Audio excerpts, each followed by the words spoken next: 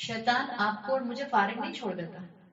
شیطان آپ کو اور مجھے ان نیکیوں کی وجہ سے سیلف ڈسپشن کا شکار کرتا ہے. اور جو اس کی ٹرک ہوتی ہے ہر مرتبہ ڈفرینٹ ہوتی ہے. جو ذرا سی بھی نیکی کر رہا ہوتا ہے اس کو کہتا ہے، اس کے اندر ایگو لانے کی کوشش کرتا ہے. اس سے کہتا ہے دیکھو تم کتنی اچھی ہو، اس کو دیکھو فلاں کو، یہ بھی نہیں نیکی کرتی، یہ بھی نیکی نہیں کرتی.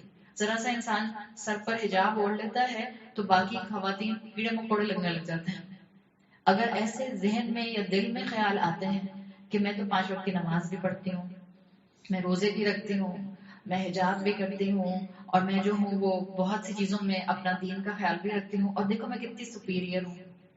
اور یہ انسان اپنی زبان سے نہیں بول رہا ہوتا. This will reflect in your body language. خود نظر آتا ہے.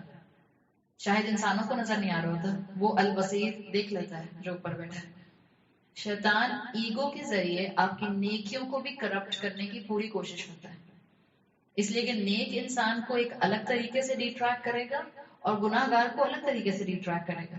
جو ذرا سی نیکیاں کرتا ہے اس کو سیلف ڈسپشن کا شکار کرتا ہے، اس کو ایگوئسٹک بناتا ہے اور یہ اپنے جیسا رول اپلائی کرتا ہے. شیطان اصل میں جن تھا، ابلیس جن تھا، فرشتہ نہیں تھا، لیکن اپنی عبادت کی کثرت کی وجہ سے فرشتوں کے رینک میں آ گیا تھا. تو ابلیس کے لیے اسکالرز کہتے ہیں کہ کوئی وہ اللہ کی عبادت نہ کرنے والا چیز نہیں تھی، بہت عبادت کرتا تھا. ایشو کیا تھا؟ تکبر. ایشو کیا تھا؟ ایگو. اس نے کہا تھا اللہ سے کہ میں کیوں آدم کو سجدہ کروں؟ آئی ایم سپیریئر ٹو ہم. یہ تو مٹی سے بنا ہے اور میں آگ سے بنا ہوں. عبادت کرنے والا تھا لیکن اللہ کی بات تکبر کی وجہ سے نہیں مانی.